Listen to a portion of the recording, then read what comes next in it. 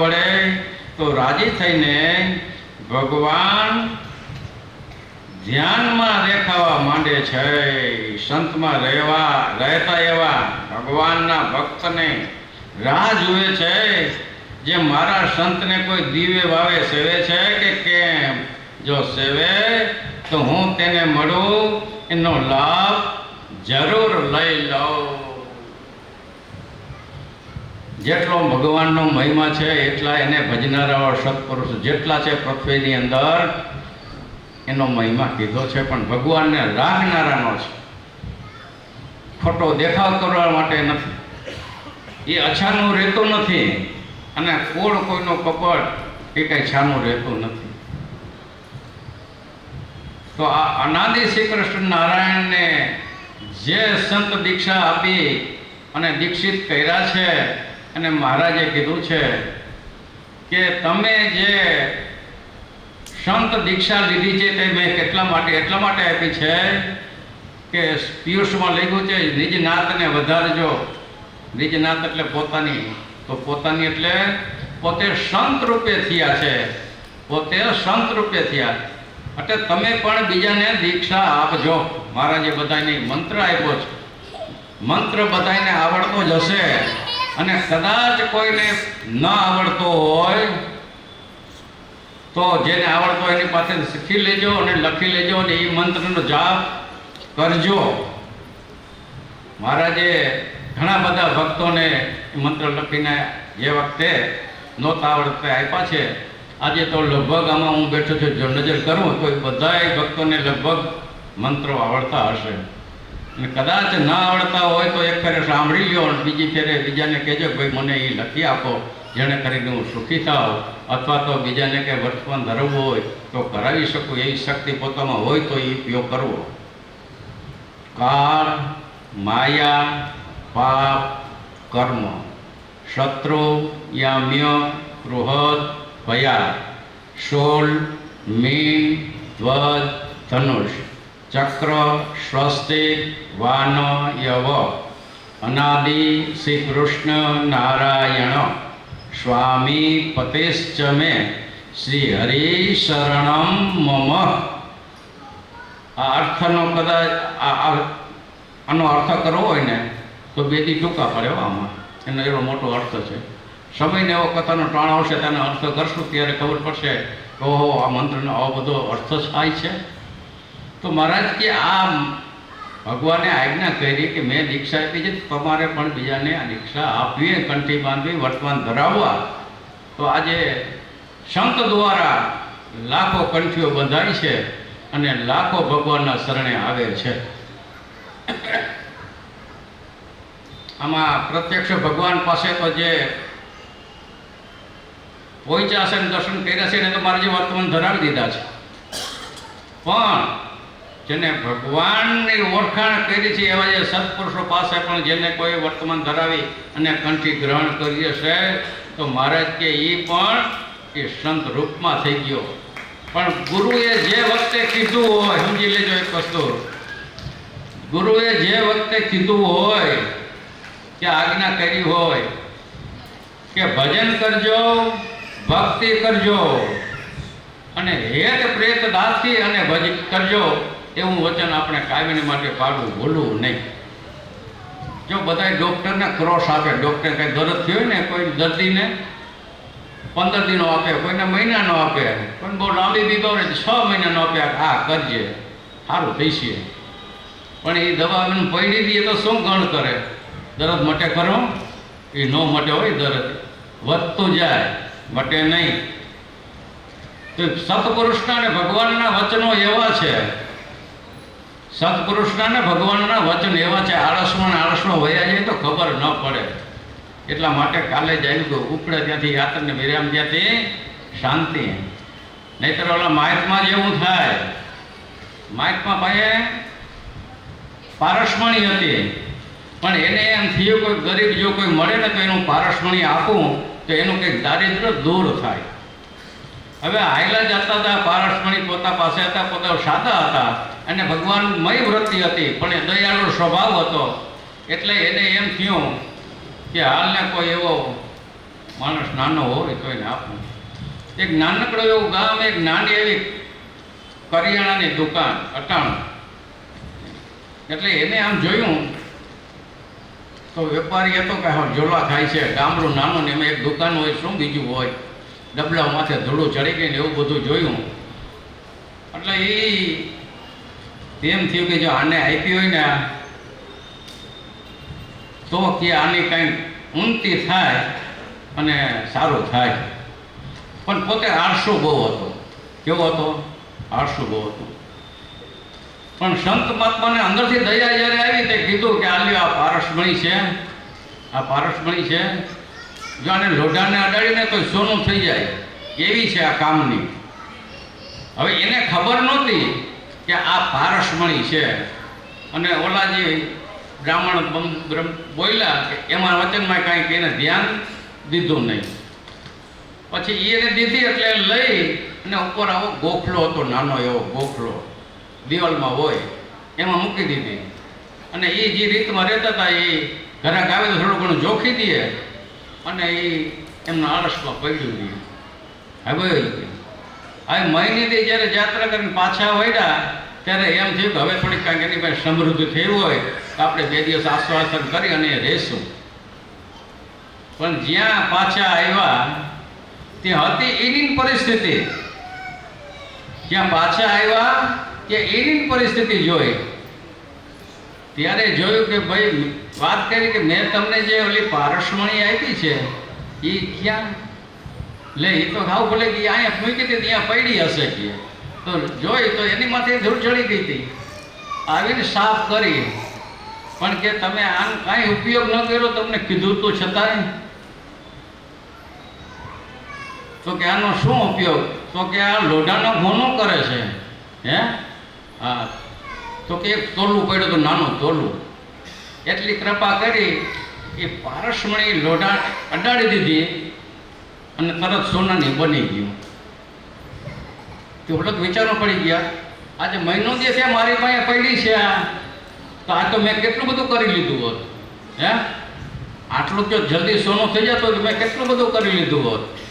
પણ એ આળસમાં નાળસમાં કંઈ થયું નહીં, પોઝિશન એની કોઈ દી બદલી નહીં. તો કે મારા મહાત્માજી હવે કે મને દ્યો, ઘડીક વાર દ્યો. તો કે સમય વયો ગયો. મહારાજે પોતાની જોરીમાં નાખી અને એ વયા. જો એના વચનમાં સાંભળીને વિશ્વાસ રાખીને એને એ કાર્ય કર્યું હોત તો ક્યાં પહોંચી ગયો તેને ખબર નહોતી.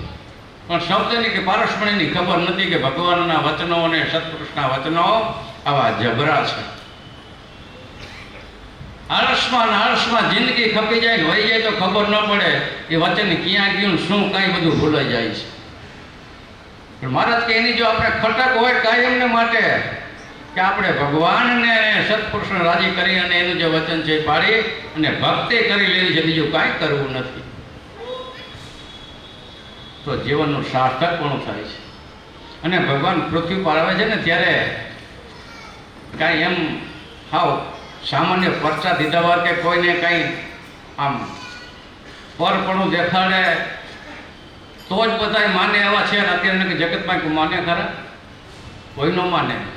પણ એવો પ્રસંગ બન્યો એક વખત અમરેલી જિલ્લાની અમરેલી ગામની અંદર એક 11 દિવસની કથાનું આયોજન થયેલું.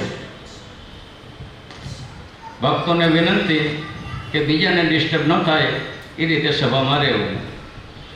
ત્યારે એક દિવસ એ 11 દિવસનું જે આયોજન એની અંદર અમરેલીની અંદર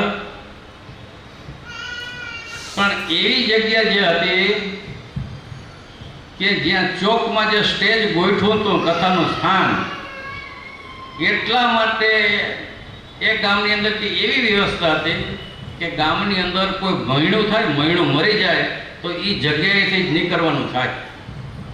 મને બધાઈ ગયું, કંકોત્રી લખાઈ ગઈ, સભા ચાલુ થવાની તૈયારી થઈ ગઈ. બીજે સવારમાં પોથી પધરાવીને કથા ચાલુ કરવાની હતી અને મહારાજ પોતે વાંચવાના હતા. જૂનાગઢથી જઈને મહારાજ પોતે કથા કરવાના હતા. અનાદિ શ્રી કૃષ્ણ ભગવાન જે સાધુ રૂપમાં હતા ત્યારે તો પછી ત્યારે પછી બધાના મગજમાં આવ્યું ખરું આ તો આમ થાય તો આપણે કથામાં કે વિઘન કહેવાય, હે કથામાં વિઘન કહેવાય. જે આગેવાનો હતા તો એ મહારાજ પાસે સાંજે જાય છે અને કે મહારાજ આપણે આ બધું આયોજન તો કર્યું છે, પણ જો ગામની અંદર કોઈક મહિનો થઈ ગઈ છે તો એને રસ્તો તો એક જ છે, તો આપણે આ વિઘન રૂપ ન ગણાય. મહારાજ બે જ શબ્દ ટૂંકા બોલ્યા, બે જ શબ્દો બોલ્યા કે કોઈ મરે તો અહીંથી નીકળે ને, તો કે આ મહારાજ મરે તો નીકળે.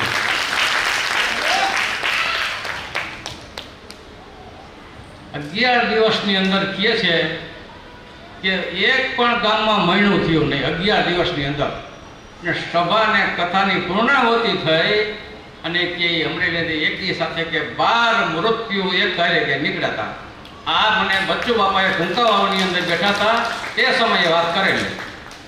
એટલા માટે કહે છે ભગવાન અને સત્પુરુષો આવા સમર્થો હોય છે. ભગવાને બોલ્યા કે પછી કે મા બાપ આ શું, તો કે જન્મ ને મરણ એ ભગવાનની સત્તાની વાત છે, રોકવું હોય તો રોકી પણ શકે છે અને ગામમાં લઈ જવું હોય તો લઈ પણ જાય છે, ભગવાનની શક્તિની વાત છે. આવા પ્રભુએ તો અનંત જગ્યાએ ચમત્કારોને પરચા આપ્યા છે. તે જ વખતે એક ગામની સભા પૂરી થઈને બીજું ગામ પધરામણી જતા હતા મહારાજ કે આપણે ગામડાની અંદર પેલું મકાન વરારે મકાન એમાં વચ્ચે મોભ આવે એટલે બે કોઠી આમ કરીને ઢાળી વાળું થઈ જાય. હવે એ સુતાર મિસ્ત્રીને લઈને માપ લઈને લાકડું લઈ આવેલા અને ઉપર ચડાવ્યું. ઉપર ચડાવ્યું તે એક હાથ તે ટૂંકું થયું, એક હાથ ટૂંકું થયું લાકડું, એટલે એને નીચે ઉતાર્યું. બધા ઊભા હતા 7-8 જણા છે બધાએ. સારું આપણે આ માપી લાકડું લેવા છે ને આ ટૂંકું થયું, બહુ કરી ભારે કરી. એ જ હર્ષામાં બધાને ઊભા હતા અને ચર્ચાઓ કરતા એવામાં ત્યાં પધરામણીમાં એક ઘરેથી બીજે ઘરે મહારાજ જતા હતા અને રસ્તામાં નીકળે ને આ બધા ઉઠતા હતા. તો તે સમય પણ કે મહારાજ જય સ્વામિનારાયણ, જય સ્વામિનારાયણ. એટલે ભગવાન અંતર્યામી કે આ કંઈક વિચારે છે, ભગવાન જાણતા હતા. શું થયું મહારાજ આ અમે માપીને લાકડું લેવા હતા પણ આ ટૂંકું થયું છે એટલે પાછું નીચે ઉતાર્યું. મહારાજ હાથમાં છડી આપણે તેની બેદી પહેલાં કે છડી હોય મારે કે આ લાકડું તો બરોબર માપનું નથી, માપનું દેખાય છે. આમ છડી અડાડી કે તો માપનું દેખાય છે, તમને હરખું આમ રાખતા નહીં એવું કે માકું બાકું રાખ્યું હોય છે, મારે કે ચડાવવો જોઈએ. હા એ પછી લાકડું ઉપાડીને પાછું એ ચડાવ્યું તે હતું એની એમાં હરકે હરકું આવી. હવે એ બધા બેઠા હતા અને ચડાવીને ઉતાર્યું હતું પાછું ચડી ગયું, ફિટ થઈ ગયું. એટલે પછી બધા પગે લાગ્યા છે કે તમે કોઈ સમર્થિવાળા સંત છો. અમારી નજરની સામે આજે 10 મિનિટ 15 મિનિટ પહેલાં જ અમે આ માથે ચડાવ્યું હતું અને નથી આ નહોતું બેઠું ને આજ બેસી ગયું, તો નકે તમે કંઈ ચમત્કાર વાપરો છે. પછી કહે છે કે તે સમયે ભગવાન પાસે બધા વર્તમાન ધરાવી અને ઘંટીઓ બાંધેલી છે. આવા તો ચમત્કાર ગામડે ગામડે છે, જ્યાં જ્યાં વિચરણ કર્યા છે ને ત્યાં અનંતના ચમત્કારો ભગવાને આવા આપ્યા છે અને આશ્રિતો કર્યા છે. લાખો કંઠીઓ બાંધેલી છે, પણ જ્યાં લગી ગરજ મટી જાય છે ને નજરે જોયું ત્યાં લગી સારું લાગ્યું, અહીંયાથી પછી વિખેરેલા થઈ ગયા, ભગવાન વયા ગયા, પછી કોઈ યાદ કરતું નથી. પણ જો એ ચોટી રહ્યા હોય તો કે એ ઘી સાકર ભરે, નકર શું થાય ચટણી મીઠું ભરે. એટલે એમ ભગવાનના વચનો જેને પાડ્યા છે એ સુખી થાય છે. મારે કે આ રીતિ બધી અટપટી છે, ભગવાન આવે છે ને ત્યારે વાત સમજવી બહુ અઘરી છે, બહુ અઘરી છે. પણ જો સમજાઈ જાય તો સહેલી થઈ જાય.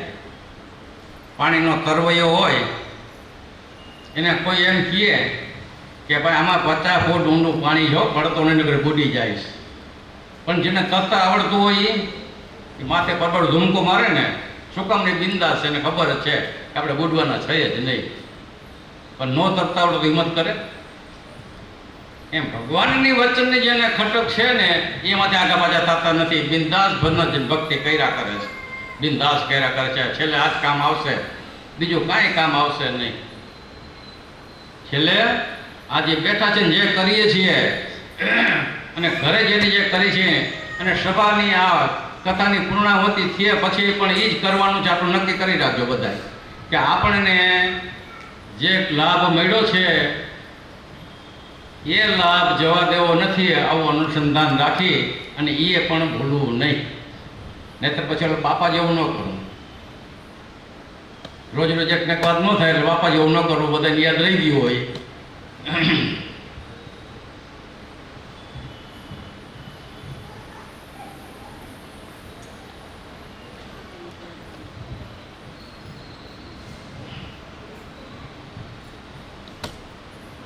આ જીવને કાળનો